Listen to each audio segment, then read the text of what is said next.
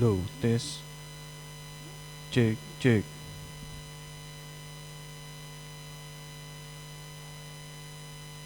Cek.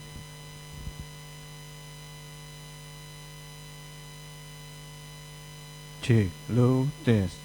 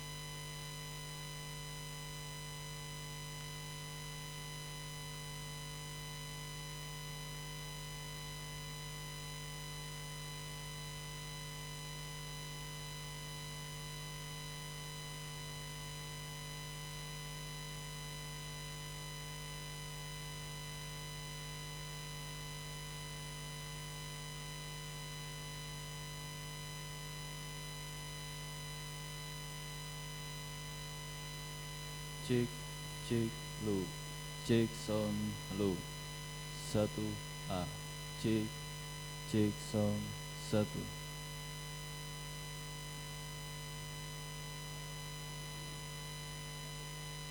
Cek low,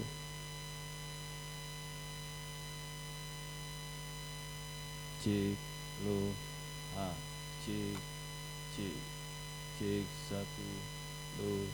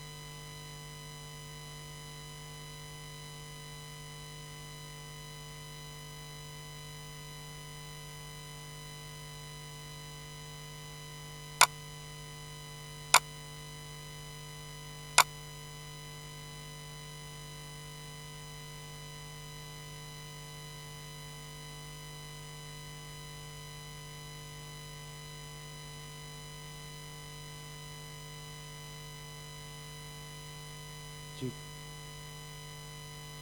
Udah dilempar.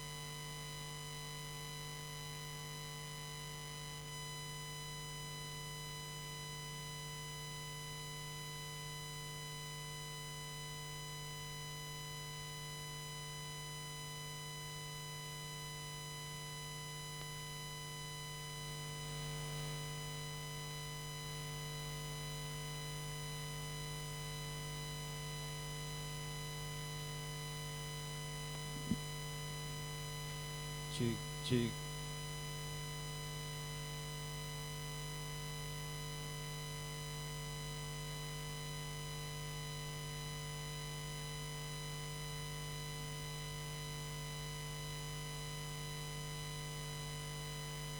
cek masuk nggak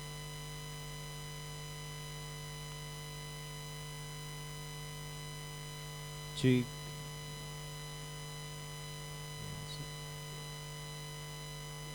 cek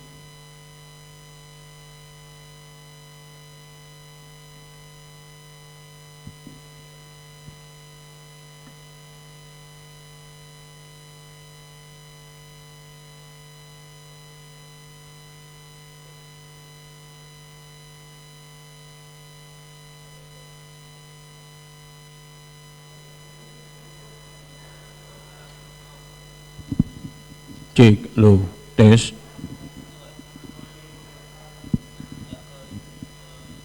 Cek lo.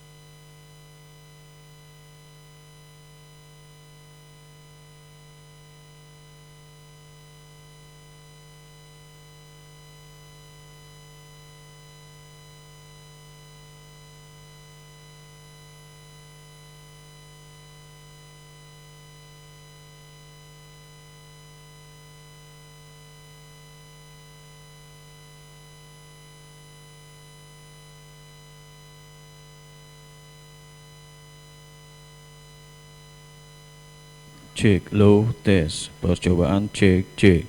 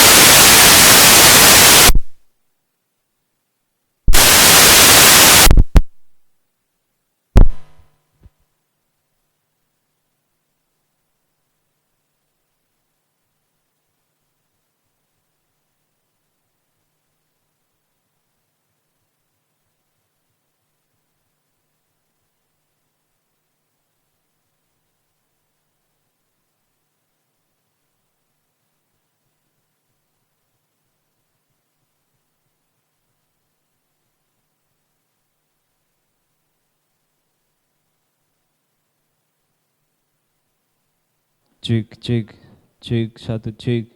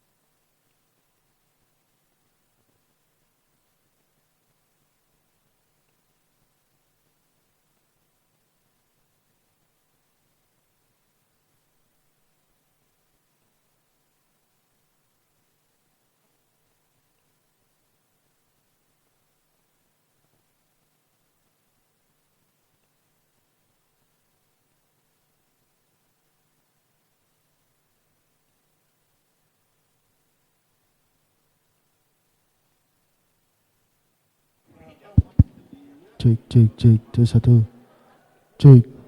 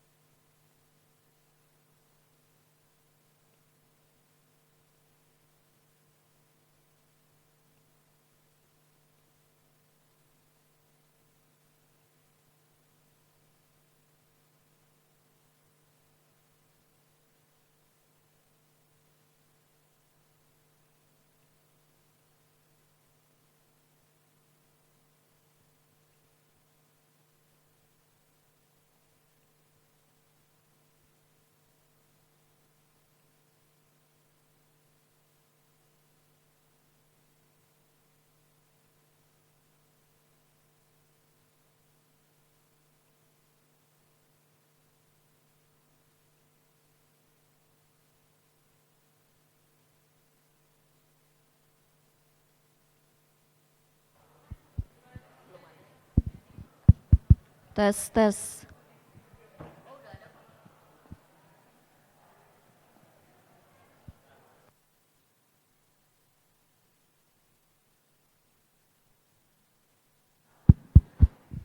Tes, tes.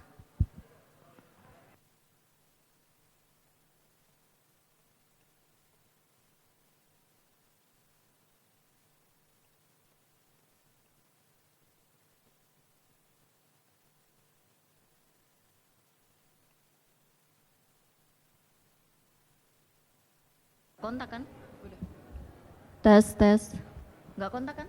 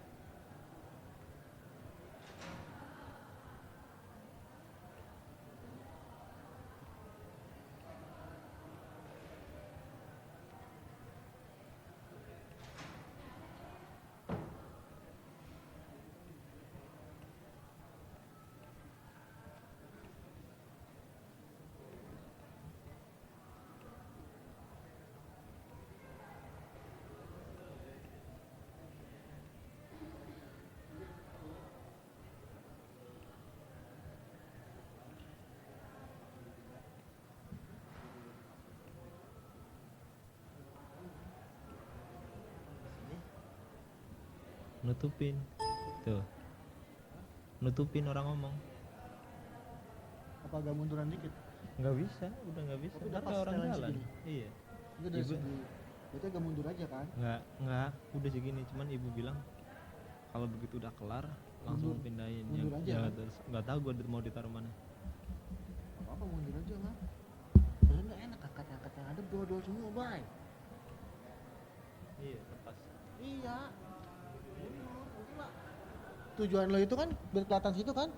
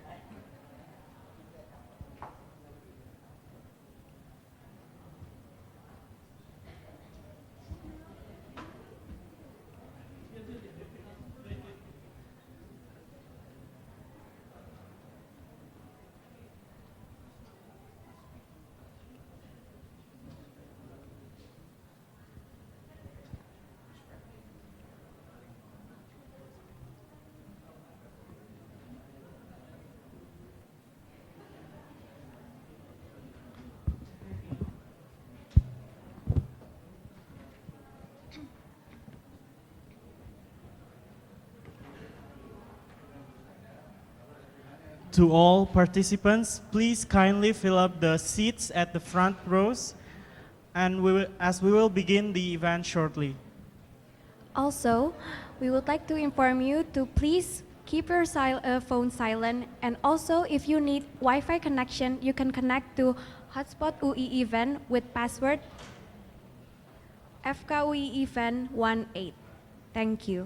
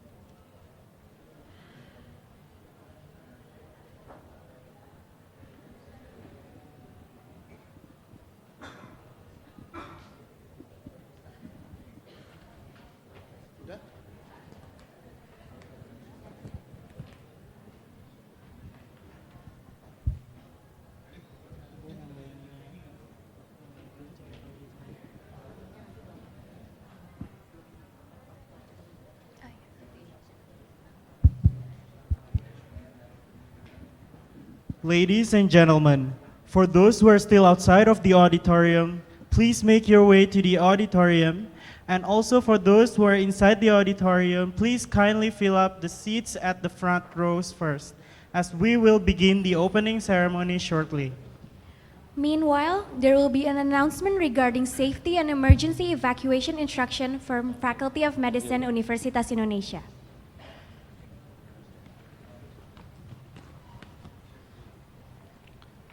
Selamat datang di IMERI FKUI. Welcome to IMERI Faculty of Medicine, Universitas Indonesia.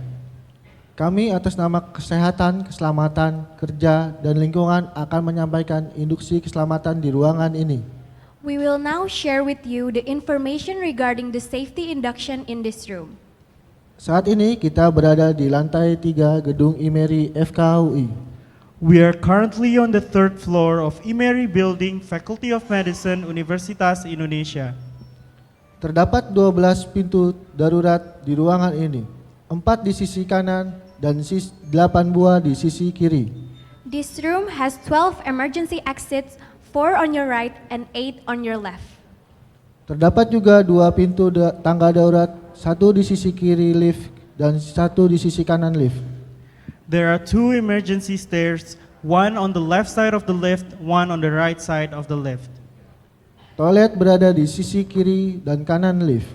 The washrooms are located on the left and right side of the lift.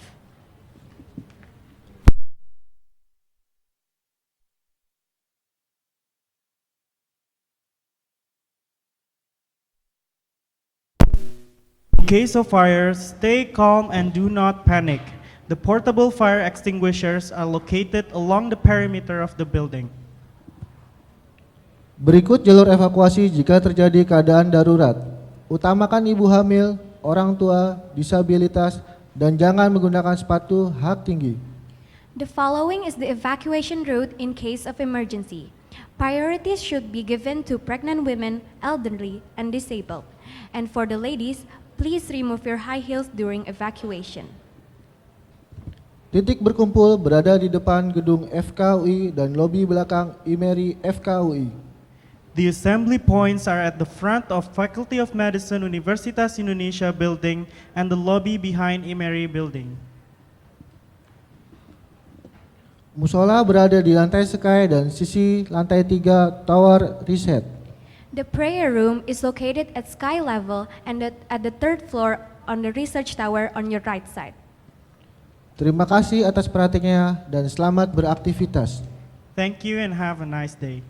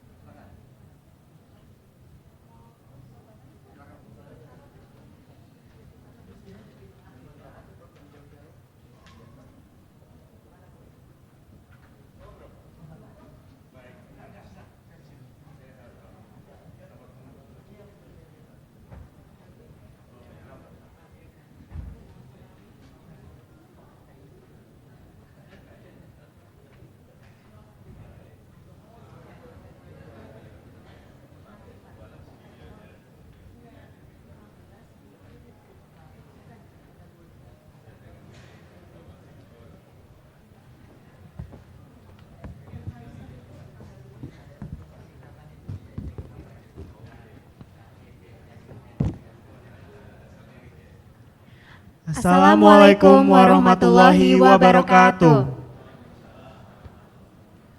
Good morning, ladies and gentlemen. Before we start the event, we would like to welcome the Honorable Rector of Universitas Indonesia, Professor Dr. Muhammad Anis, Master of Metallurgy.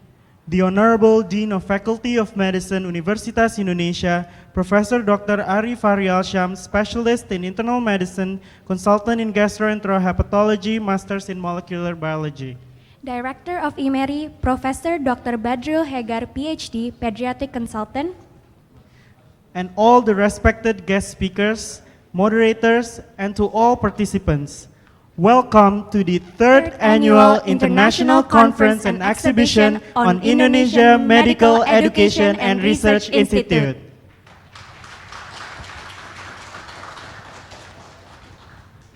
First of all, let us pray and praise God Almighty for His blessing. We can attend and participate in this special event in IMERI building today. My name is Angga Wiratama, My name is Seruni Hana, and we will be your masters of ceremony for this event today. The third annual Eyes on IMERI that will be held from 4th to 6th November 2018 is a series of keynote lecture, symposium, workshop, and paper presentation with the theme of Precision Medicine, Leading Medical Research to Changing Life Results. The purpose of this event is to gather experts on global health from various countries to share experiences, develop knowledge, and to find solutions to overcome medical research and education problems. The third annual Eyes on IMERI will have 19 topics in more than 40 symposium with respected guest speakers from Japan to Netherlands and also Indonesia. Before we start this event, we would like to ask all of you to please rise for the singing of the national anthem Indonesia Raya. Audience, please rise.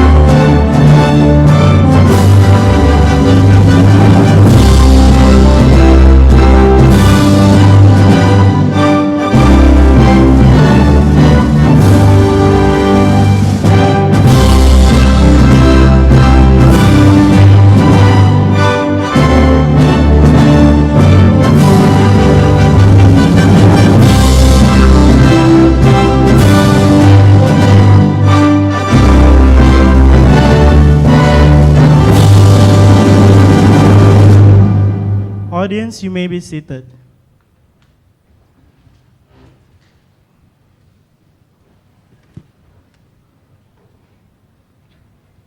Now, we would like to invite to the podium Director of IMERI, Professor Dr. Badril Hagar, PhD, Pediatric Consultant. To Professor Hagar, the floor is yours.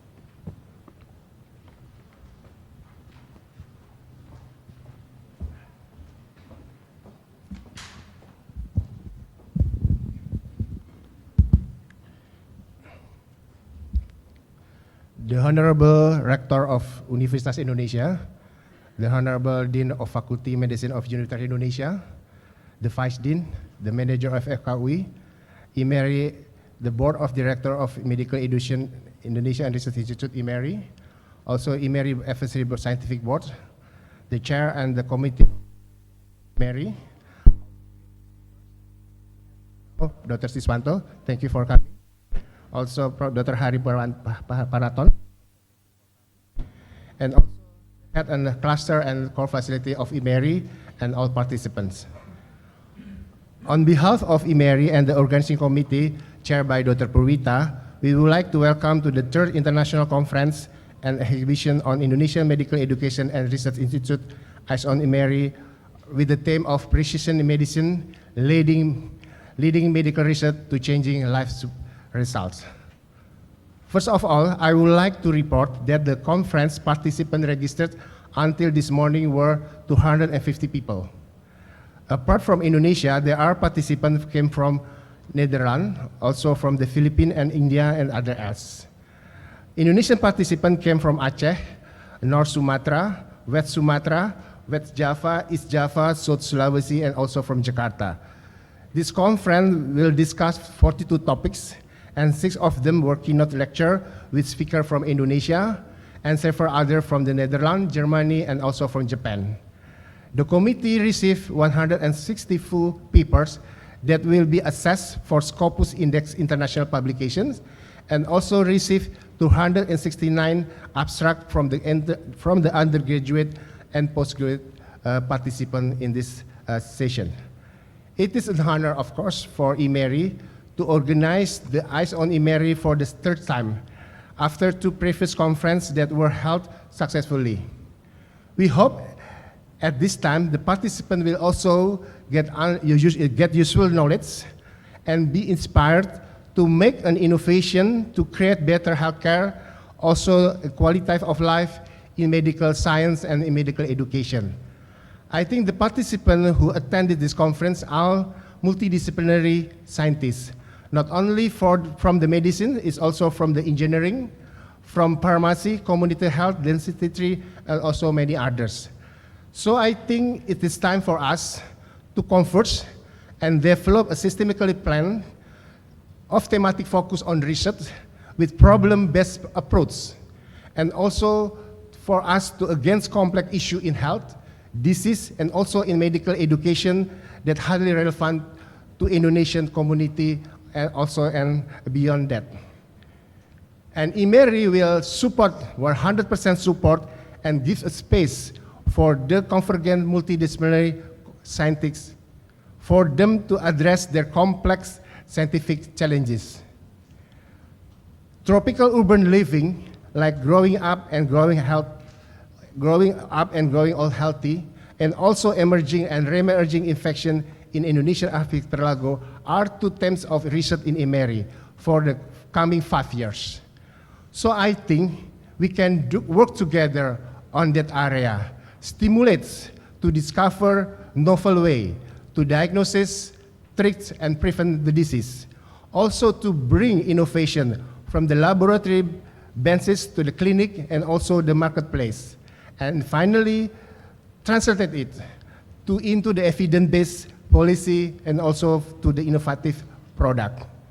So I think let's make a plan, but stick it in mind, plans are only good intention unless we immediately degenerated it into hard work. Consistency of hard work will lead to success, and greatness will come to us. I will finish my speech by deliver my thanks to the wonderful organizing committee, Dr. Puwita, Dr. Aida, Dr. Adriansa as the chair and the co-chair of the organizing committee, also Dr. Diki as the chair of the scientific committee, Dr. Haryono as the chair of the manuscript preparation, and many other else that could not be mentioned here for their extraordinary preparation, and hopefully it will be held successful too as well for the next 2 days. Thank you very much. Enjoy the conference.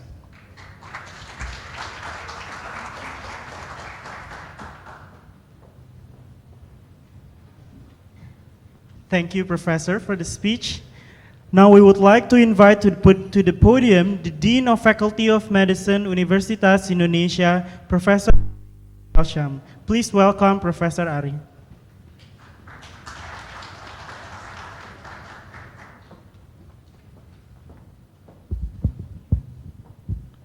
Assalamualaikum warahmatullahi wabarakatuh. Good morning, dear Professor Anis, Rector of University of Indonesia, also Professor Hegar, the Director of IMERI, and also Vice Director, Professor Verbel, and also Professor Iko, and also some speakers, the Dr. Hari Paraton, Dr. Siswanto, and Professor, and also Professor Maria. Thank you very much for coming. Yeah, on behalf of Faculty of Medicine, University of Indonesia, I warmly welcome all of you to the third annual International Conference and Exhibitions on IMERI 2018. As Professor Hegar mentioned that our visions, our IMERI visions, creating a better healthcare and quality of life through innovations. The important is innovations in medical education and research. This mission include to bring innovation from lab to marketplace, and also to provide modern medical education for future doctors, medical professionals, and community through high-end technology to discover new innovation in diagnosis, treatment, and prevention, and to enhance sustainable organizational capability in the cutting-edge educations and research through transdisciplinary approach and international collaborations, and to provide research-based policy development for emerging health and medical education issue. I will report to the Rector of Indonesia. Until now, I think we have a good achievement in research.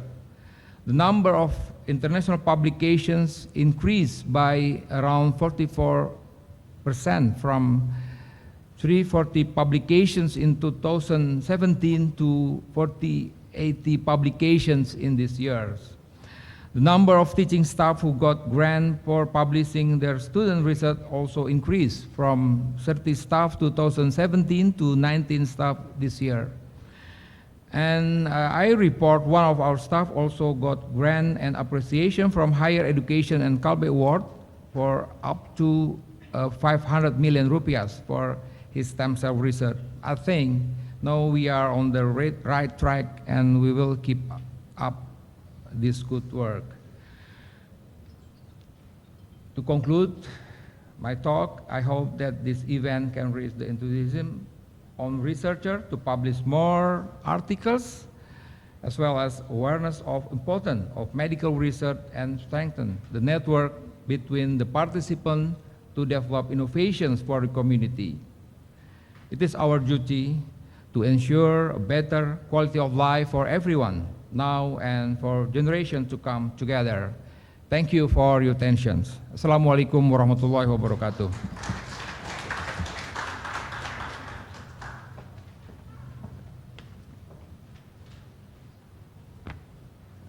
Thank you very much, Professor Ari. Next, we would like to invite Rector of Universitas Indonesia, Professor Dr. Muhammad Anis, Master of Metallurgy. Professor Anis, the floor is yours. Bismillahirrahmanirrahim. Assalamualaikum warahmatullahi wabarakatuh. A very good morning to all of us. Honorable Dean of the Faculty of Medicine, University of Malaysia, and Vice Dean, distinguished keynote speakers, ladies and gentlemen. It's a great honor for me to be here to welcome you to the third annual International Conference and Exhibition on Indonesian Medical Education and Research Institute 2018. This conference is held by Faculty of Medicine, University of Malaysia, with the theme Precision Medicine, Leading Medical Research to Changing Life Results. Now we are facing a paradigm change in the development of more precision medicine. Research and commercial development in the crossfield between public health, health records, information and communication technologies, or ICT, user perspectives, and the established fields of the pharmaceutical industry are emerging growth areas. This international conference will focus on sharing experience and updating the latest researches on precision medicine in particular. Precision medicine is a medical model that proposes the customization of healthcare with medical decisions, treatments, practices, or products being tailored to the individual patient. This medical model allows doctors to select treatments that are most likely to help patients based on a genetic understanding of their diseases. Ladies and gentlemen, the theme of this year's conference is aligned with our vision to be part of the solution on global and national challenges through research and innovation. We expect that this conference will produce high-quality knowledge and conference to respond of specific health problems. We also hope that this important conference could enhance further networks and personal connection among health cluster scholars in Indonesia as well as abroad for their future academic collaboration.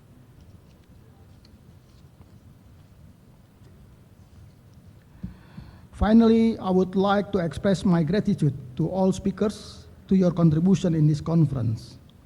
I also would like to thank to all the committee from Faculty of Medicine, University of Indonesia for running this conference for the third time, and hopefully will sustain in upcoming years. And I would like to also I also want to express my gratitude, especially for the Faculty of Medicine, who have already increased the productivity as well as the quality of research in the area of medicine. And the increase is incredible. It's very fast in the 3 years from the year of 2015. And hope that this will contribute to the national publications. And of course, for all participants, enjoy the conference, and hopefully you will get very important result of this conference. Thank you very much. Thank you, Professor Anis. Please kindly stay on stage to officially open the third eyes on IMERI. We would also like to invite Professor Ari and Professor Barriul Hegar to come to the stage to also officially open the third eyes on IMERI, followed by a short opening video and a photo session.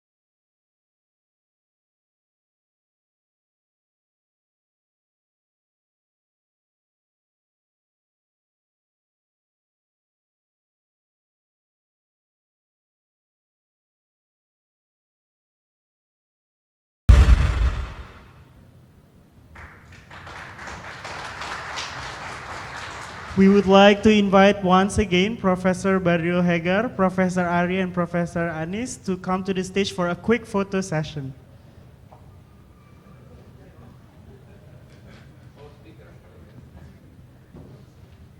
And all the speakers, please.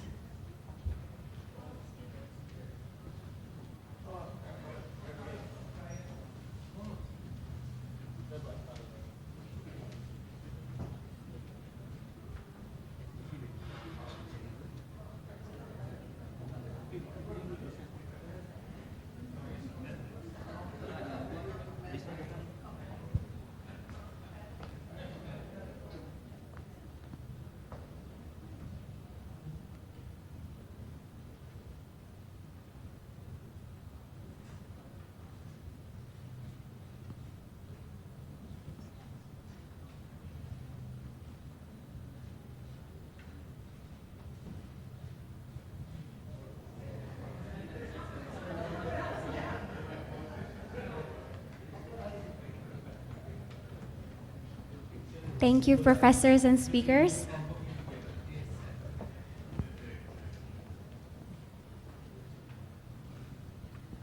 We will now proceed with the first session of the third Eyes on IMERI keynote lecture with the following speakers. Professor Dr. Ali Gufron, Master of Science PhD, with the topic of the role of academic health system in the era of precision medicine. Dr. Siswanto, Master of Public Health, Diploma in Tropical Medicine, with the topic of the role of Health Research Center in Indonesia in the era of urbanization and Industrial Revolution 4.0, Challenges and Opportunities. Dr. Gandes Retno Rahayu, Master of Medical Education, PhD, with the topic of the future challenges in medical education, shaping up the medical graduates in the era of Industrial Revolution. For this session, the chairperson will be Professor Henry Fairberg, Medical Doctor, PhD, Fellow of Infectious Diseases Society of America, with co-chairperson Dr. Trinovita Andraini, Master of Biomedical Science, PhD. Now, we would like to read their profile.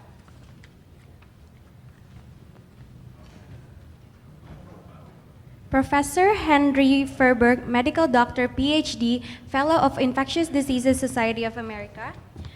In 1975, he earned medical doctor degree from Erasmus University Medical Center, Rotterdam. He then took on fellowship in medical microbiology in 1978 from University of Utrecht Medical Center. He finally earned the title of professor in clinical microbiology in 1993.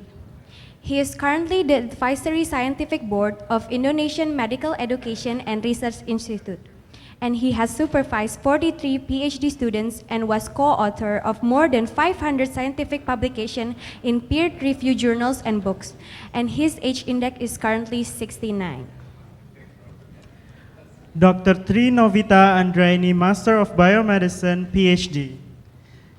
In 2005, she earned the title of medical doctor from the Faculty of Medicine, Universitas Indonesia. She then went on to do the master course of biomedical science and earned her degree in 2008, Faculty of Medicine, Universitas Indonesia.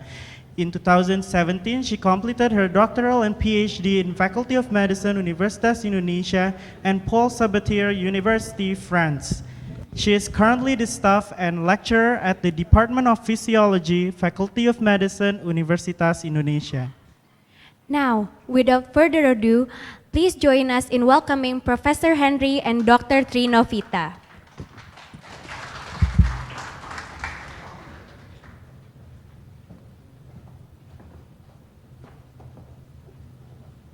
Thank you very much. I must say it is quite unusual to be introduced like that, being just a moderator here. Because, of course, the most important persons are the speakers of this morning's keynote lecture section. And I'm afraid I have one bit of disappointing news, is that the first speaker cannot come. But this is just a very minor detail, because we have very good other speakers here in this session. And I have to say, last night we already had some preliminary meeting, and we were talking about the future of research in Indonesia. And I think the future of Indonesia's research can be potentially very, very bright. Why? Well, because Indonesia has decided to really invest also in science in the coming years. There's a national action plan for science developed by the government. And it also stipulates what kind of topics, what kind of things they would like to sponsor, and they will put up much more monies and funds to do the research, because to become a very highly knowledge-driven economy, which is the basic driving determinant behind the government's decision, we need to develop good scientists, good science centers, and we have to develop this culture of science to a high degree. And for that we are very happy that I think the government has made this big decision last year and have a very good national action plan. Unfortunately, the first speaker, he was from Ristek Dikti, he could not come, and we could have talked to him about this national action plan. But we have to go on, and we will have two speakers in this keynote session. One speaker will talk about science and research centers in health, and the future of those research centers, just like IMERI and others, they are in Indonesia. So what are the challenges and what are the opportunities? And the second speaker will talk about the challenges and opportunities for medical education development and research. And these are the two topics that we will have. Because the first speaker has dropped out, we may have some additional time, in fact, to also have some little discussion between the speaker and the audience. So please all listen very, very well. And make notes if you want to make a question to the speaker, because these very important people are now here and you can ask them also something. So the first speaker is Dr. Siswanto. He is head of the Agency for Development and Science in Healthcare in the Ministry of Kesehatan. And he, of course, himself has a long career. He's Master of Public Health at the University of New South Wales in Australia, and also Master of Administration in Health Policies from Nagasaki University in Japan. And of course, he is also a medical doctor from Erlanga this time, I think. But I would like to ask you to the floor now to give your speech on the title, The Role of Health Research Center in Indonesia in the Era of Urbanization and Industrial Revolution 4.0. What are the challenges, but also what are the opportunities? Dr. Siswanto, you have the floor.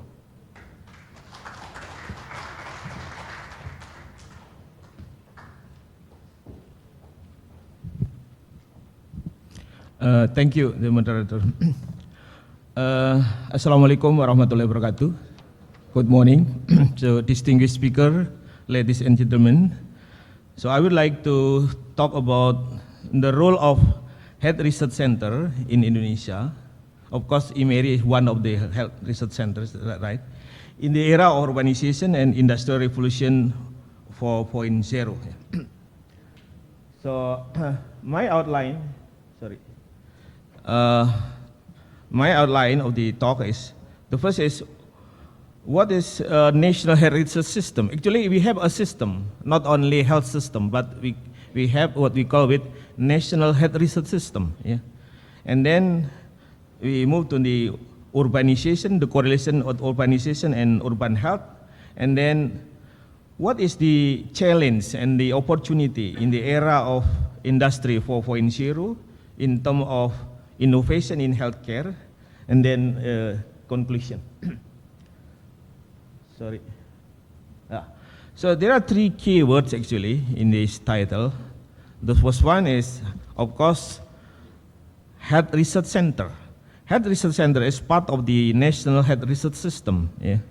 And as I explained, actually national health research system is much broader than national health system, because national health research system consisting of, higher education system and then technology system, and of course the health sector system or in the Ministry of Health.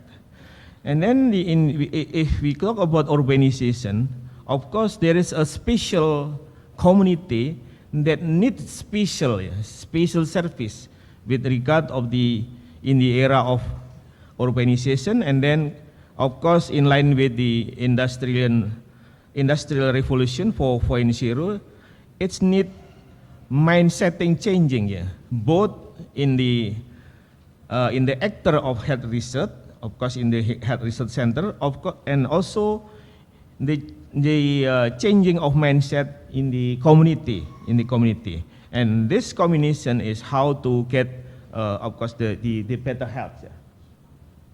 As I explained, if we talk about national health research system, it's consisting of health system itself.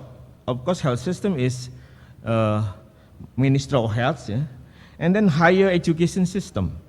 It's of course university and so on, and then the science and technology system. In Indonesia, we call maybe PPPT like this, PPPT and so on, LIPI, Indonesian Science Institute. And that's the interaction make what we call with national health research system. Of course, this system is existing within the global health research community, and then political environment, and then socio-economic factor, cultural environment, also geographical factor and historical context, of course. And if we take a look more detail, within each subsystem, in health sector, we have National Institute of Health Research and Development, Badan Litbang Kesehatan. Of course, we had also Health Polytechnic. We have hospital, and in this hospital, we have vertical hospital and then local government hospital. Also, MOH special unit, like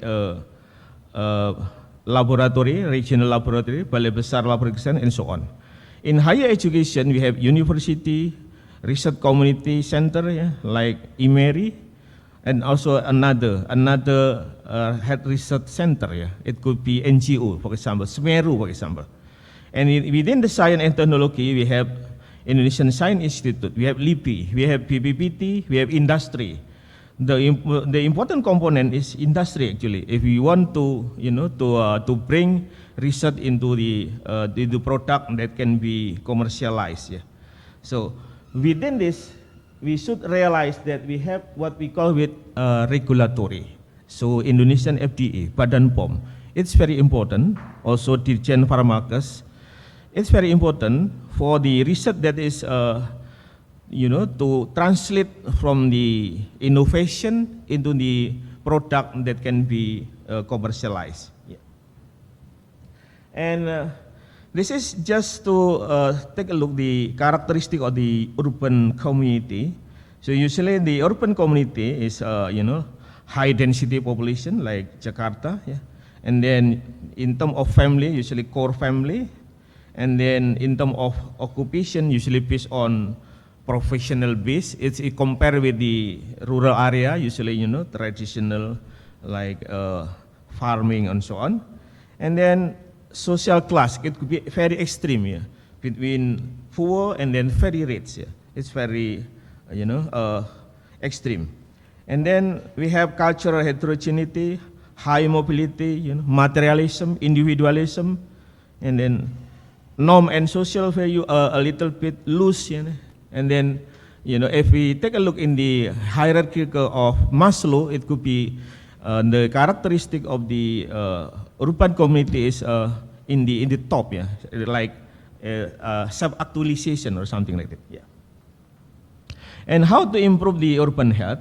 Basically, there are 5 domains. The first, of course, to promote urban planning for healthy behavior and safety. How to design what we call with healthy city, for example. And then how to improve urban living condition, and then how to look at houses in safe places, improve housing condition, and so on. And then how to ensure participatory urban governance in terms of, democratization in terms of governance, and then build inclusive cities that are accessible for and it's friendly, like how to make public transport accessible for disabled people, and so on. And then how to make urban area resilient to emergency and disaster, of course. Yeah. And then if we talk about the research team on urban health, of course we can divide into supply side and then into demand side. For supply side, for example, on how to make effective model of urban healthcare, like smart healthcare, basically is integrated healthcare, how to integrate patient data across the health provider, for example. Like in Jakarta, we have what we call with ketuk pintu layani dengan hati, knocking the door and serve with the heart. Yeah. I think this is a good innovation. Yeah. And a number of local government also make a good innovation actually. And now as the aging people is increasing, I think it's very important to establish what we call with long-term care. So based on the research does also, just yesterday, just on Friday as launched, we have the number of aging people is increasing, and then the proportion of those who disable in age people also increasing. I think it's important. And then how to manage health human resource in urban health. Maybe we can make a contract or something like that, for the health human resource, because now there is a discrepancy of health human resource across the province and across the region. And then the model of capitation.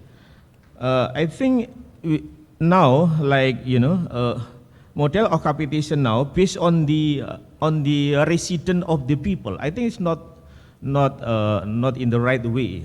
How to make, for example, more competitive, those the primary care that provide better service, and then how they can get more patient by competitive fees, for example. And then community empowerment and also the governance. But for the demand side, we have the problem here in terms of inequity of health status, and then access of health service, financial protection, for example, and then community expectation of healthcare. Of course, the urban community has different expectation compared with the rural one. And then if we compare the characteristic of the urban community with the hierarchy of the Maslow, I think there is a different compared with the rural area. Basically, those with the urban community enter what we call with industrial 4.0 with the characteristics that they tend to self-actualization and then self-expression status and so on, and basically based on the IT in day-to-day of life, isn't it? Based on Android, So that's why now in terms of socialization in urban area, in the urban area, there is a little bit loose, compared with the traditional one. And so there is a parallel actually between technological revolution and sociological revolution. For example, now like smartphone and then cloud computing and then machine-to-machine communication.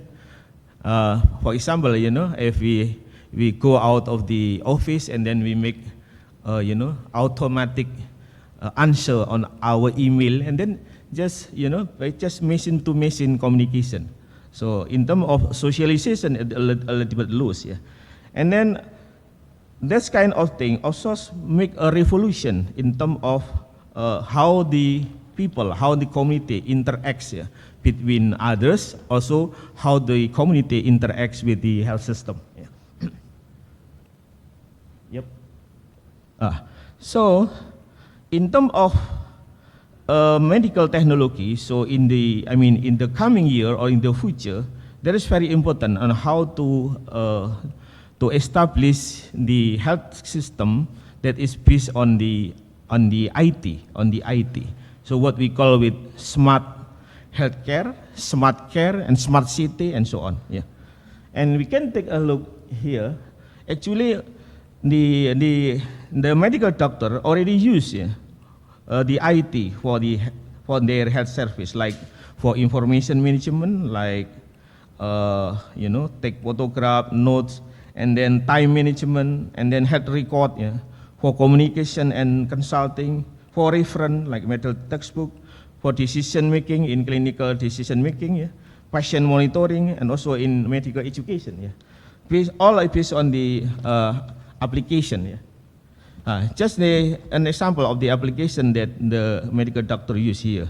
So for information management, they use, for example, Evernote, and then for differential diagnosis, there is a Diagnosaurus.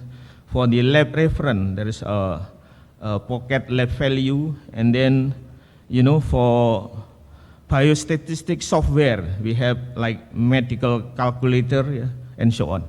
So this basically is, in the future, the practice of medicine will be based on the IT, on the application. And it's just a research, and then asking the medical doctor what kind of function that they use the application for the providing of service to the patient. The first one is electronic health record data viewing, and then the second is diagnostic tool, and then for reference tool, and then patient engagement, and then clinical decision support, and then documentation tool, and so on. And what kind of, if they ask, the medical doctor asks what they want actually, the first priority is in patient engagement, and then electronic health data, electronic health record data viewing, across the department, across the unit, and then diagnosis tool, also the decision making in clinical decision, documentation tool, and so on. So basically, in the future, it is we need to establish, at least there is an opportunity to establish what we call with the smart health care. That is basically is a technology platform that enable how to create application that is seamlessly and securely run across the healthcare system, across the health unit. So using that kind of electronic health record system, and then how to integrate all of the provider will be more effective in terms of on how to provide service to the patient. But be careful with if we want to establish that kind of thing, be careful with the ethic. There are Hoffman question with regard on how to to set the health technology that is ethically okay. For example, like the question to be answered, the first one, for example, what are morally relevant consequences of the technology, and then how the chilling the patient autonomy, for example, and so on. There are many questions actually to be answered. You can read in the slide. Sorry. But also, and the question is also to the stakeholder, and then also the. So basically, for the innovator, for the health researcher, there are two kinds of things that we can develop. The first one is innovation for better health system. So my point here, innovation is not necessarily only health product, only not diagnostic kit, and then only for medicine and so on. But the important thing is the innovation on how to strengthen the health system, especially, for example, in the urban era or in the industrial 4.0. So how to establish, for example, smart care, and then home care that integrate with the smart care in the hospital, for example, and then community empowerment, human resource. And now the issue now is how to manage what we call with the big data. the big data. But that kind of thing should be careful in terms of how this can be established, but not, not violating the ethical principle. I think Prof. Samso know very well about this. Yeah. So the question is, for example, under the, for example, the diagnosis of the patient can be shared to another health provider, for example. That could be something ethic, isn't it?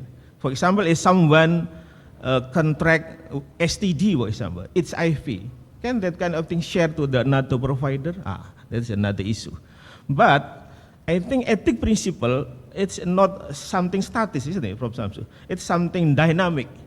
It could be in that if the, the value, the norm of the society changing, it could be that kind of thing could be okay, maybe in the future, sharing the, the diagnosis of the patient across the provider. And then how to develop this? Basically, that's the step by step on how to, to make an innovation. Of course, we first to analyze the requirement, the need, and then get the idea, and then the process, the design, and then to develop the service, to develop what kind of innovation, and then to implement. Just the step by step. It is just to compare between conventional care and smart care. In smart care, so the principle is how to, to integrate supporting service across the health provider. So, for example, integrate in, in terms of individual, and then primary care, and then integrate with the hospital. So, this will be, in the future, make the diagnosis is more precise because, every provider will know very well about the history of the patient. So, for example, what we have developed, telemedicine actually is, not still under the conventional care, actually, telemedicine, because there is no integration between telemedicine, just the way on how to make communication between provider on the some issue, for example, like radiology and so on. So this to summarize this one. So in the future, there will be integration between individual, and then you wearing something that is smart. Maybe there is a checker that can be detect the disease, for example, and then connect to the provider. Yeah. So maybe in the future, the role of the doctor, I think it might be decreasing, because can be replaced by the IT. So be careful to be medical student in the future. I mean, And then it is just an example. My point here, what we have done in Indonesia still like this. So we are doing smart care, but still under the one facility. Not yet across the facility. Not across the facility. For example, like in Dr. Stomo or in RCM, all department may be across, but not yet across to the puskesmas and then across to the home care and so on. But in the future, it could be across to the health facility. So just to summarize here, my point here that in the future, there is a trend, a tendency in that the government will establish what we call with smart city. Yesterday I just visit the Tangerang city. Tangerang city is one of the city that already established smart city, and then smart healthcare is part of the smart city. And in Indonesia, actually, we already have what we call the Indonesian e-health and telemedicine society. But this association, I mean, as long as I know, not yet established what we call with the smart healthcare, that is able to integrate all of the data across the provider, across the health facility. But again, remind, just if we try to establish this, just keep in mind that we cannot violate what we call with the ethical principle. So in conclusion, basically in the player of health research are consisting of three components. Health sector, yeah. In Ministry of Health, we have Badan Litbang, like my institute, and then higher education, of course, university, and then science and technology. And the synergy is crucial. Yeah. Also synergy with the authority, the agency of authority. In this, Indonesia, we have the called Badan POM. And then we should realize that urban community has special characteristic that needs special service. So in the future, innovation in terms of, based on the IT is very important, yeah, like smart healthcare, smart home care, and so on, yeah. And the challenge of researcher that can be divided into two components. The first one is the health product. I think Cipto Mangunkusumo is quite leading in stem cell, yeah, with the partner, also the University of Erlangga, I think, yeah, also, because University of Erlangga is very old in terms of establishing what we call with tissue banking. And then it is crucial, yeah, to understand that urban people needs what we call with the spatial need, and then that's a challenge for the researcher on how to make a creative and innovative, yeah, innovation in terms of health service. So that's just this picture. So basically, in the future era, should be hand in hand between IT machine and human being. So by this picture. Okay, thank you very much for attention. Assalamualaikum warahmatullahi wabarakatuh. Please wait. You can stand here. Oh yeah. Okay, for some questions perhaps. Huh? Oh. Well, thanks very much for a very, let's say, stimulating talk. Yeah, I think it was very stimulating because you're talking about the future. And the future is always very stimulating. You say it's about smart healthcare. So we need smart doctors, nurses, and we need smart people also in Puskesmas. We have to connect them. It's unfortunate that the first speaker did not attend because he was going to talk about our academic hospital system, also an effort to bring together at least some of these issues that you say should come together. This is like the hospitals and the research centers and the technology centers. They should somehow make and become interconnect them. And the academic hospital system is one of the efforts to do that. So I'm wondering, I'm looking here at the Dean, whether he can say something about the AHS development at this time in his perspective. Could you say something about it now? Just off the head, you also are involved in that very much. Can you?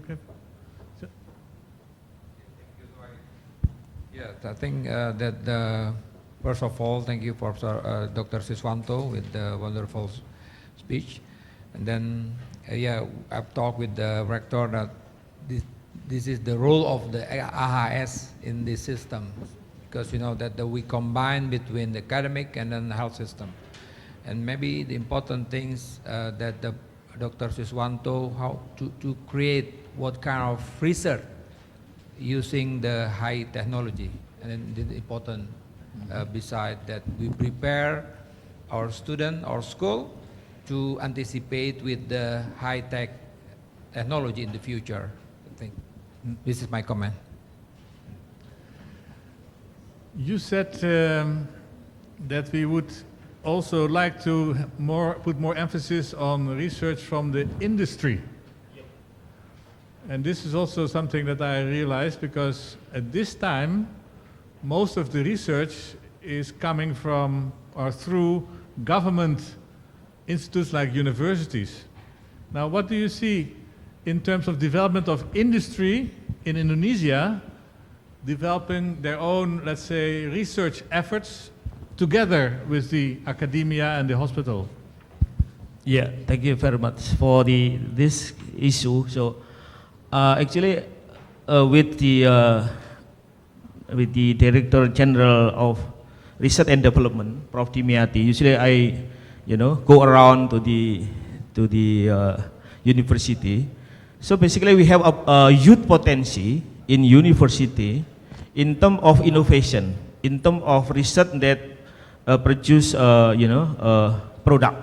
For example, like candidate in new drug, and then candidate in traditional medicine, and then candidate in vaccine and so on.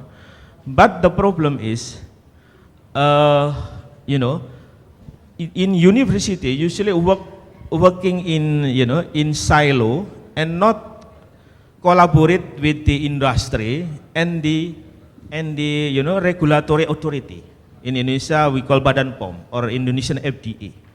It is very important to collaborate with the industry and regulatory body, because actually those who apply marketing approval, that's not research institute, but the industry. That's the first one. The second, the product should be produced based on GMP, good manufacturing practice. So it is impossible that the product could be produced GMP by research institute actually. So basically synergism by academician in university, and then with the industry, and then regulatory is very important on how to bring the innovation into the product that can be marketed, something like that. Yeah. Okay. Yeah. Does anybody want to comment or have a question to Dr. Siswanto at this time? Yes, Prof. Budi Wiweko, you have a microphone? Yes. Thank you very much, Fabio. Thank you very much, Pak Siswanto, for very interesting lecture this morning. So I'm sure that as a National Institute of Health Research and Development, Ministry of Health play important role in endorsing health research in Indonesia. So regarding our team, the precision medicine and also industrial revolution 4.0, data, you mentioned about the smart healthcare. So smart healthcare should be established from many data that we call it big data. So my question is whether how far actually the roadmap from the Ministry of Health or from Indonesian government to accommodate the big data development in Indonesia. And then the next question as well, we know that if we talk about big data and precision medicines, we are talking about how to collect the genomic data, and we are very concerned about Genome Institute in Indonesia and how the Ministry of Health trying to accommodate the needs of equipment in genetic. That is not too expensive actually for Indonesian government, but we need the policy where the center can accommodate the use of this kind of high technology. Thank you. Thank you, Prof. There are two questions. The first one is about how the Ministry of Health try to make a regulation and establish the system what we call with one data actually, one data or a big data. So this kind of thing actually is the function, not the function of my institute. That's the function of the Pusdatin, the Center of Data and Information, under the Secretary General.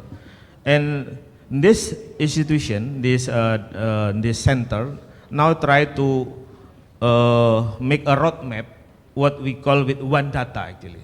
And in that one data strategy, basically how to integrate all electronic data across the facility, across the unit and so on, and then can be big data, and then that big data can be shared actually across. But now still under I would say under the development.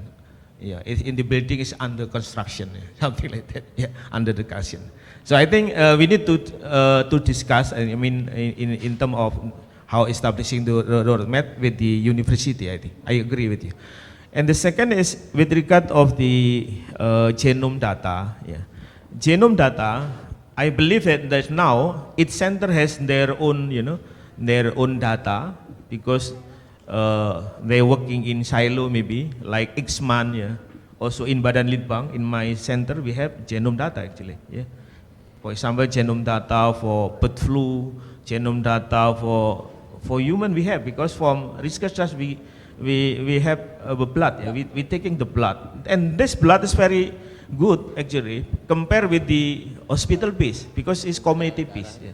So we can collaborate actually. For example, we take the blood from the research of NCD research, and then we can try, for example, examine the BRCA, for example, breast cancer antigen and so on. So I think in the future we should, yeah, we have to establish this.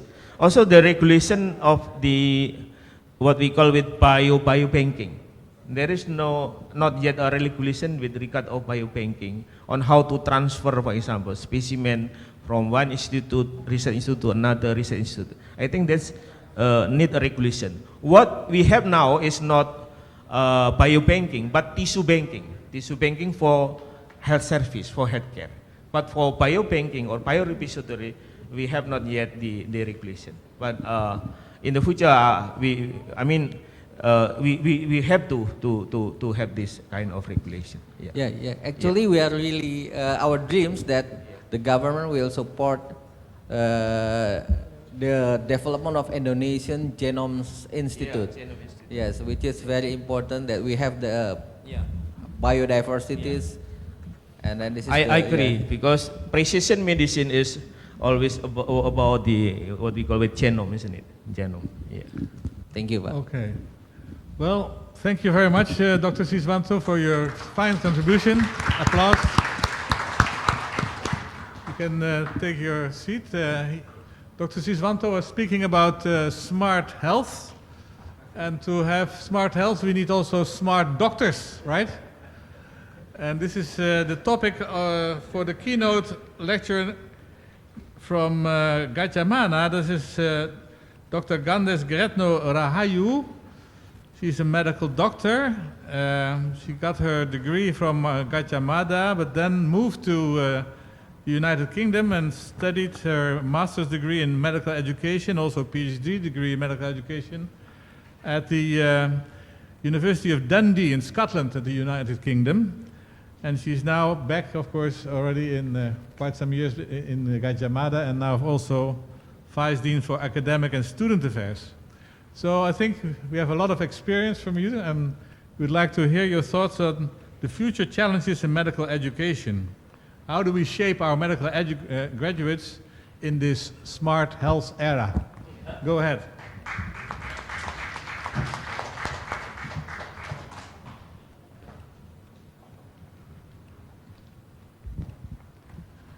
Assalamualaikum warahmatullahi wabarakatuh. Selamat pagi, salam sejahtera untuk kita semua. Very, very good morning. The Honorable Rectors, Dean, all seniors and participants, it is an honor to be invited here. Thursday night, I was called and asked to present this topic. With very, very short preparation, I hope that the presentation can stimulate a deeper discussion. So my topic, like the moderator said, is the future challenge in medical education, shaping up the medical graduate in the era of Industrial Revolution 4.0. I would like to ask permission to move because I cannot read quite well the screen, so let me stand up here. I'm going to start by reminding all of us what already said by Bly and Parcel sometimes ago, 18 years ago, that the central mission of medical education, we all know, to improve the quality of healthcare delivered by doctor, and we must never fail to remember the central role played by patient as the ultimate recipient of our skill. What doctors do and how and when they do it depend on the quality of medical education. So we need to get it right. And in this era, it's not quite easy to understand what is the right pathway for medical education, because the changing is so fast.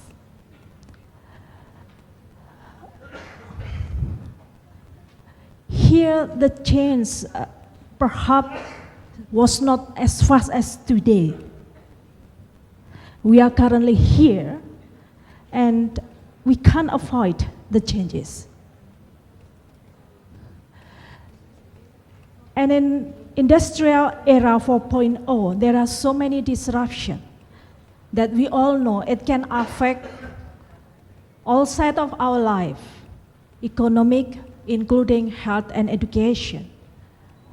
These are all the disruptive technology.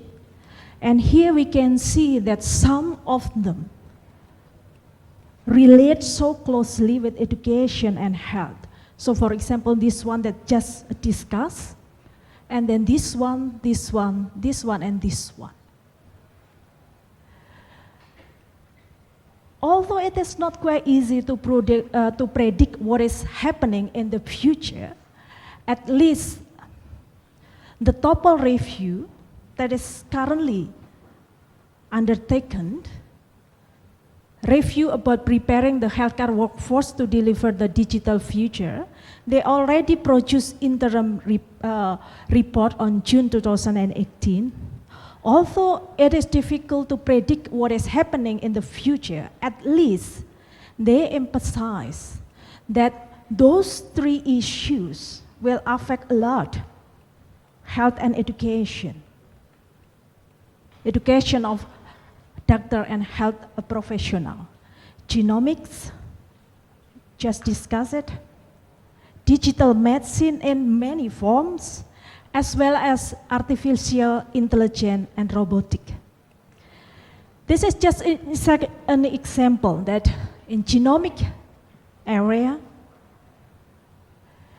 it will make a revolution. Revolution in many areas. For example, multiple aspects of cancer care, from prediction, screening, diagnosis, treatment, and surveillance will be affected. And then preventive strategies for the common diseases of aging will be bolstered. Genetic diagnostic also will enable more efficient targeting of drug and maximizing efficiency, optimizing dose as well as minimizing side effect. When I was in school, I was not at all taught about genomic. I don't know the current situation in Indonesia, but I think we need to start to think whether we're going to introduce this issue to our students. Digital medicine, it includes many forms, including telemedicine, wearable digital diagnostic tests, bio-nanotechnology, digital therapeutic and immersive technologies such as virtual and augmented reality. Digital medicine is increasingly empowering patients to manage their own health and well-being, and this will naturally transform the traditional relationship between doctor and patient. And then artificial intelligence and robotic. It provides promising future. Actionable intelligence will be distracted to better predict, prevent, screen, and diagnose disease. Yeah. Artificial intelligence and machine learning will facilitate treatment tailored to each patient, more precision, more personalized. Current issue of robotic extends significantly beyond automating repetitive tasks, not only automatic repetitive tasks, but also include many procedures, minimally invasive surgery, radiotherapy, 3D printing, and so on. I guess that at least in my era, when I was in medical school, we didn't think about that.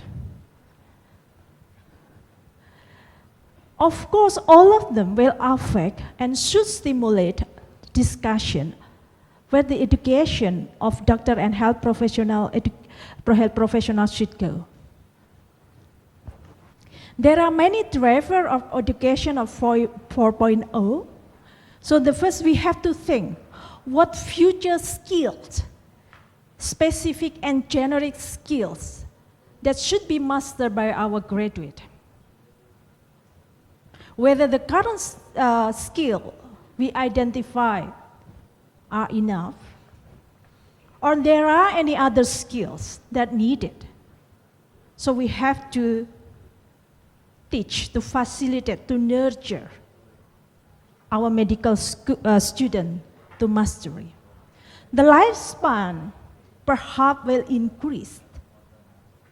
And then our student is millennial generation that perhaps have a different habit, different style, different capacity compared with us.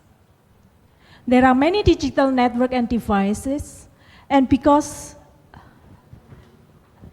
the Internet of Things, it enables the patient to generate many data, individual data. So the data is become personal data. Personal data will be available. There are also many collaboration platforms. Dr. Siswanto just present several examples in research area. And then we have also to invest talent and share content and resources, because in this kind of era, we cannot work in silo. We have to collaborate better and better, as well as there are social progress that will affect the education. So the education 4.0 perhaps should be characterized by can be learned, can be studied anywhere, anytime, according to the student need, should be personal because there is possibility to generate habit of the student. So the learning content can be tailored to the student need.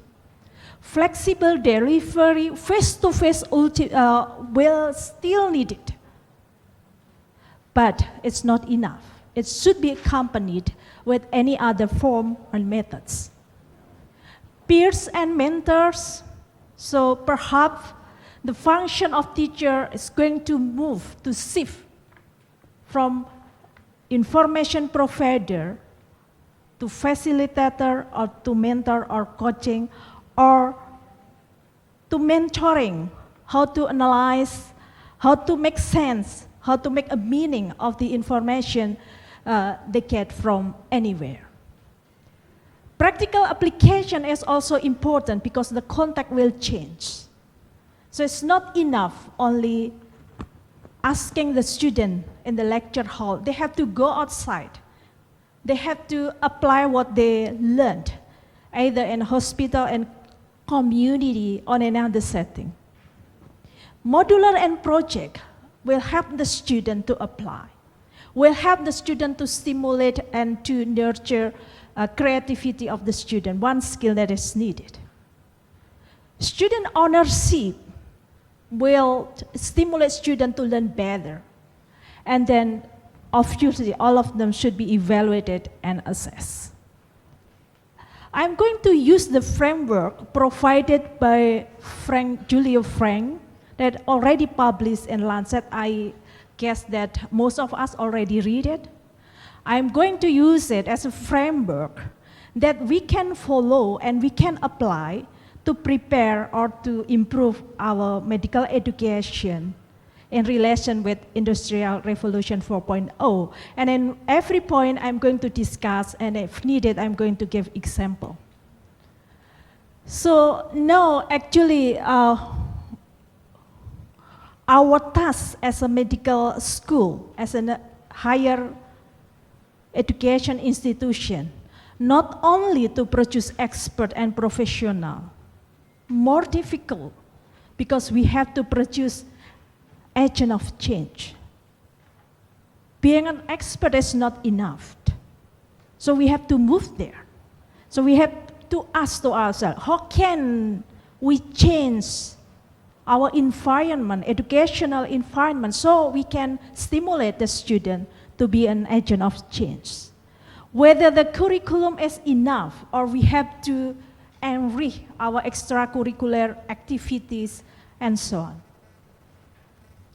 According to this publication, so there are two kinds of reform. The first is what we call as instructional reform, and the second is institutional reform. Instructional reform is reformation that is happening from admission to graduation in the educational process. And it consists of some reformation. First of all is competency-based curricula. It is not new for us, but we have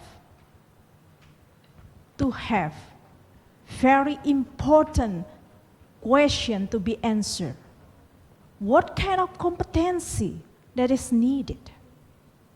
The design of curriculum perhaps the same, but the competency should be asked critically whether the current competency is enough.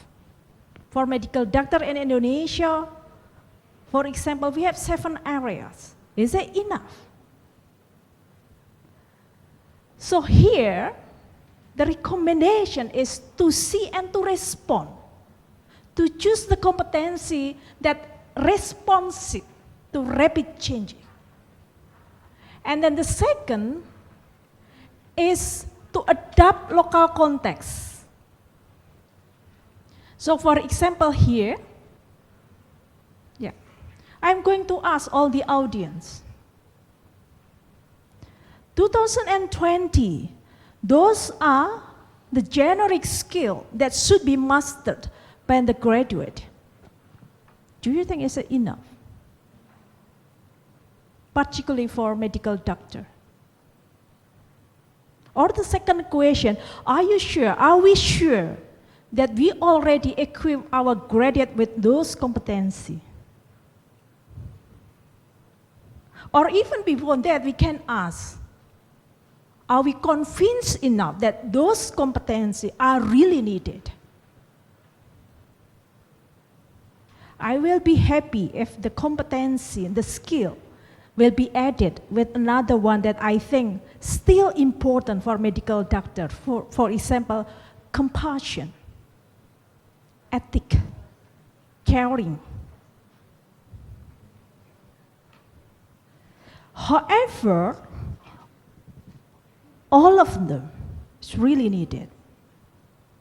We shall ask to ourselves whether our current curriculum promote, stimulate our student to be a creative person.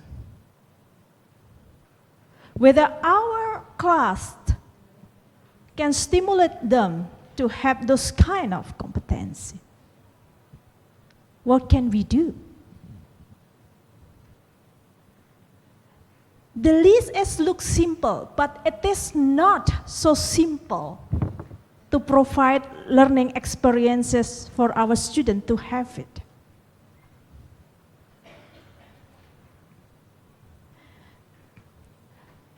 Beyond all those kind of skill, we already know that lifelong learning is important.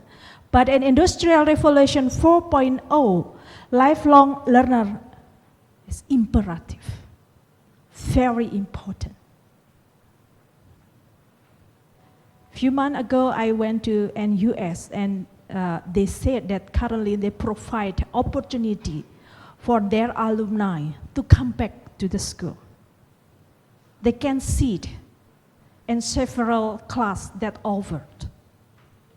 So they said that the alumni actually never graduate because they can come back anytime they want. They facilitate it. They give special number, student number, alumni number from them. So they will not never graduate. It means that they have to learn lifelong. Do we have it? This kind of opportunity. Shall we think about it to facilitate our alumni, our society, to come back to the faculty, to learn something new, to learn some new issue? Second one, I believe that many medical schools in Indonesia already applied inter and trans-professional education. However, here, I'm going to stress, usually when we design interprofessional education, the generic interprofessional competence that we stimulate is role and responsibility, value, ethic, communication, and teamwork.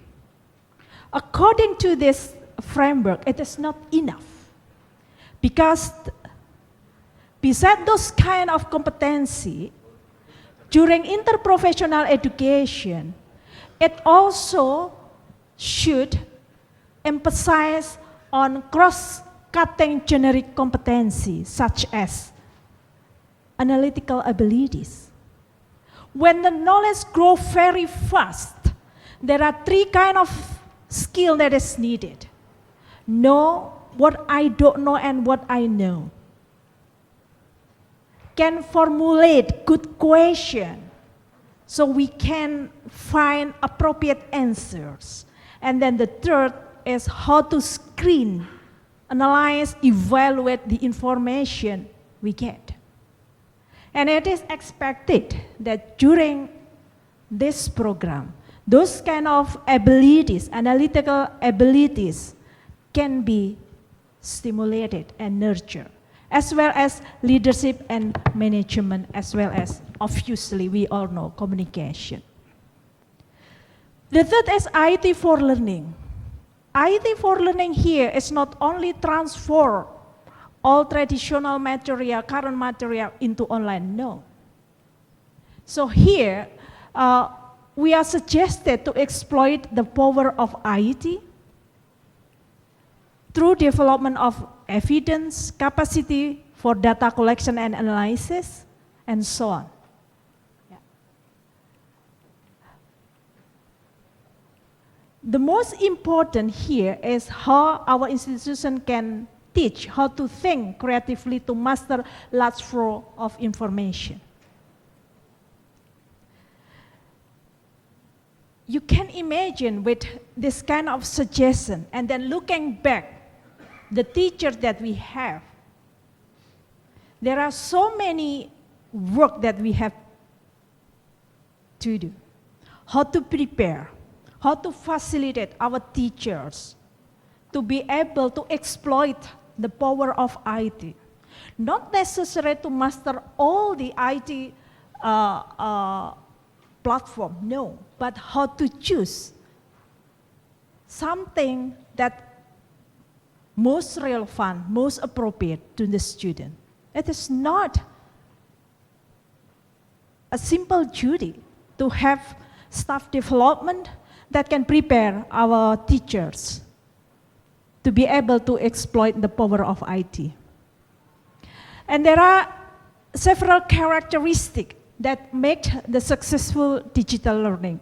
Those are some of the characteristics. It should be easy access through various devices, big data management, so we can analyze the learning activity, and then blending online and offline learning, various digital content sharing and collaboration, training for teachers is very important, and then obviously quality assurance of the material, the delivery, and then as well as how to manage all of this. The 4 recommendation from this framework is adaptation locally but harnessing of resource globally. We cannot work in silo. Obviously, we know that. So here, capacity to flexibly address local challenge while using global knowledge, experience, and shared resources is very important. The resource sharing, including exchange faculty, curriculum, material, and then send our student outside to learn many things, also receive incoming student, also to learn from us.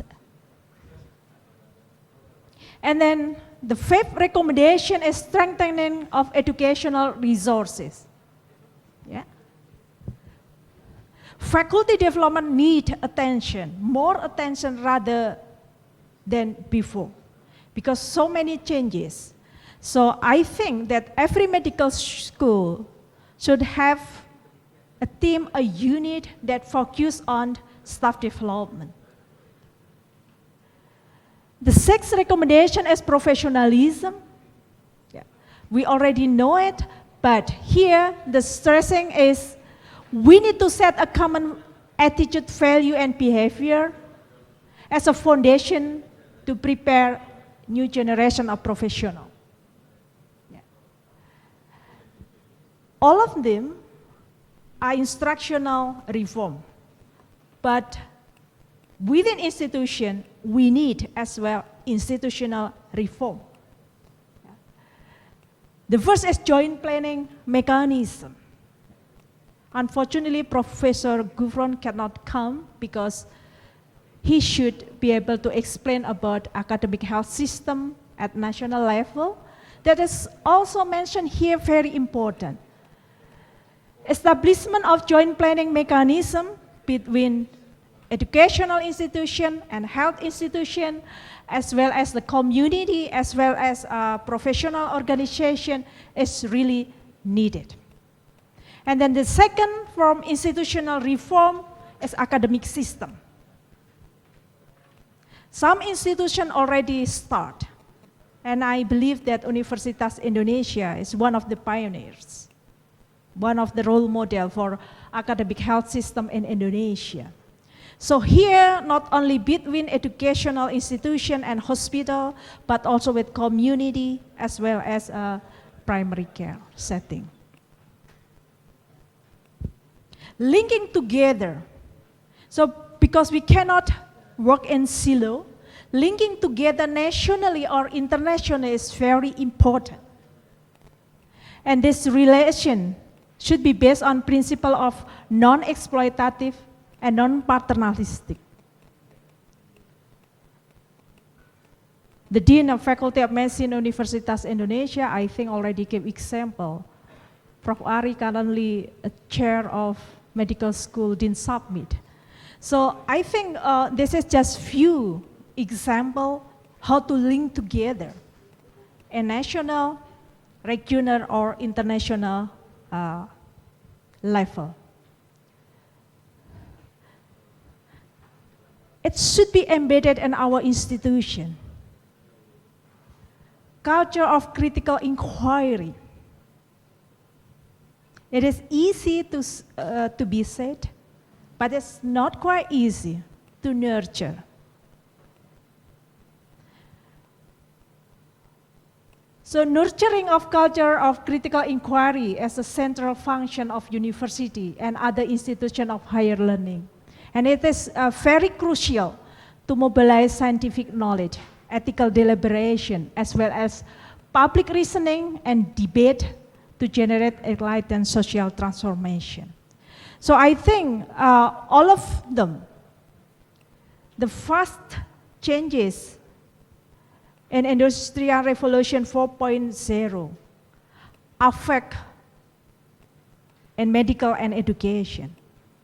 And then what we have to do, there are already guidelines, instructional reform and institutional reform. Instructional reform, we have to see more clearly whether every point, 1 until 6, we already implement. If we have implemented, I believe there are many areas that can be improved and should be improved in line with all the advancing. Institutional reform sometimes it's not quite easy, but there is no choice. Joint planning, academic health system, linking together, culture of critical inquiry should be there. So hopefully with instructional reform as well as institutional reform, we can prepare our graduate to win or at least to adapt and to participate in a fast changing and industrial revolution 4.0. I think that's all the trigger for the deeper discussion. Thank you very much.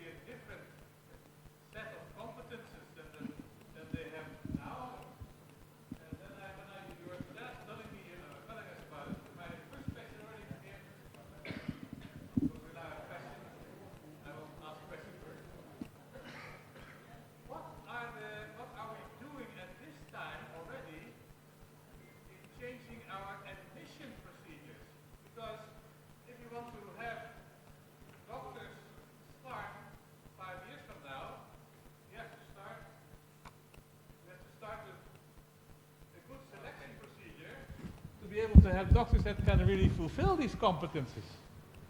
And maybe the doctors that are now coming to our, or the first year students, the applicants now, are perhaps not correctly selected at the moment for the future. Can you say something about that? I'm going to talk generally what is happening in Indonesia. Usually the recruitment for the new student is based mostly on knowledge dimension. Yeah. No more than that. Not on creativity. Not creativity, not emotional intelligence, And not problem solving. That's right. And so on. Yeah. So I think we have to move from that because knowledge can be studied easily. In this era, all the what and how are there. But why to use it? The why is not always there. And we need somebody, a new student, that have capacity to be trained to adapt with the fast changes. So for me, it is very important to look back, to revise the selection process, not only based on knowledge, but perhaps any others, whether they have to write an essay to for example, to tell us about their past experiences.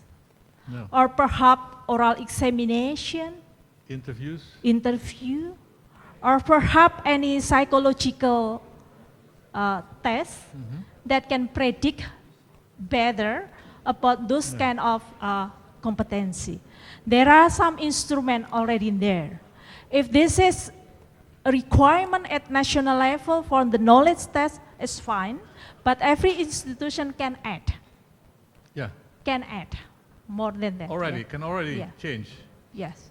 So your university can add something to the selection procedure already? Is that possible? Currently, only for the international program. We add several tests that different with the regular program. But for the regular program, we haven't added yet. But are you allowed to do it? Yes, I think, why not? The universities are basically independent to select. Currently there are three possibility. What we call as NPTN, based on the track record during senior high school, and then SBNPTN, that is this year changed the method, and then the independent selection process within a university. For the independent selection, I think the university have freedom to decide. I'm thinking about SBMPTN, for example. So if, for example, we have a quota of 100 seats, we can invite 200 or 300. And then the 300 can be tested with different additional instrument to select 100 as the quota, for example. Yeah. Yeah. Well, what? Well, I think there are still possibility to apply in the third option selection. In just information, in my center, Erasmus University Medical Center, all students are selected not based on knowledge only. They are coming there, they are getting interviews, they have to do something. So it's a big process, but by doing that, we can really pick people that have the correct competences. And we already have this done for, I think, almost 10 years now, and we see the fruits, we see the results. Much better doctors, basically. So your selection process can predict better. Yes, yes. So there's experience much experience in my country about we call this decentral selection. So selection by the faculty itself, and people come there and it's quite interesting. But let me not completely go ahead. You have. Give you information that for us, like. Please take the microphone. To be a medical student in Indonesia, there is around 12,000 of applicants. These are problems. So we cannot make interview for all of them. I think similar with the Gajah Mada as well, I think. That's why what I propose is select first, for example, not all the applicant, but first selection is based on knowledge. And we have to recruit more than the quota. For example, the quota is 100, we can invite 300. And then only 300 that will have additional instrument. It will be more feasible. Yeah, like our international programs that you mentioned. Yes. So the problem is every candidate have two opportunities. For example, the first choice, say Faculty of Medicine, whatever the university is. And the second one, for example, is engineering. Pardon? Engineering. Engineering, okay, yeah. So if we allow them to be examined, for example, 300s, how about the 200s? If they choose the second study program is engineering. So they will lose because has already rejected by the Faculty of Medicine. Yeah. That means the egocentrism of them. Yeah. Well, let's not go into too much detail today, but I think the point is clear that the whole new doctor, getting smart doctors, starts at the proper selection using the proper competence profile that you are selecting for. Other questions or remarks from the floor, please. We have some time. Dr. Dianta, of course. Please give her the microphone. Thank you, Dr. Gandes, for a lovely presentation. We have talked a lot about medical students in the fourth industrial revolution. I'm thinking more of how we can shape our medical teachers in our fourth industrial revolution, because it's easier for us to shape and mold our students, but it would be much, much harder, I think, to shape our teachers. Because, for example, in our curriculum, we can, every teacher from every department still wants the expertise to be taught in the modules or in the subjects. So they want to put everything in the curriculum, so we don't have enough time to become role models for their professionalism, for their collaboration and competence, especially in the future competence of medical doctors. What do you think we should do to overcome that situation? Thank you very much. Thank you, Dr. Dianta.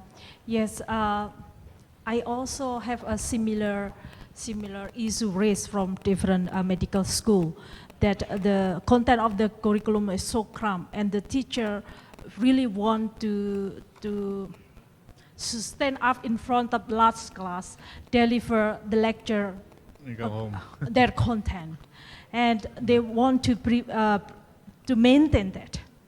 I think one of the possibility is during the staff development process, we have to share what is happening in the future, because the content, the knowledge will be available everywhere and will be easily accessed by the student. So it's not only about the content, but how as a teachers, we can help the student, guide the student, what kind of learning resources they have to choose and how to use it. So there is a shifting role from being information provider to more mentoring, coaching, and guide the student. I understand it is not easy in our context, but I believe whether we like or not, it will change. That's good. Change will come. Change will come, that's for sure. And it is up to us to make sure that the good change comes. Okay, well, I'm looking around the hall here. Any more questions for Dr. Ayahu? Gandes. Oh, it's easy. Gandes is easy. Okay, sorry. Dr. Gandes. Well, if not, then we, Dr. Professor Budi, Birko. Yeah, thank you very much, Dr. Gandes. Really excellent talk. I really enjoy it.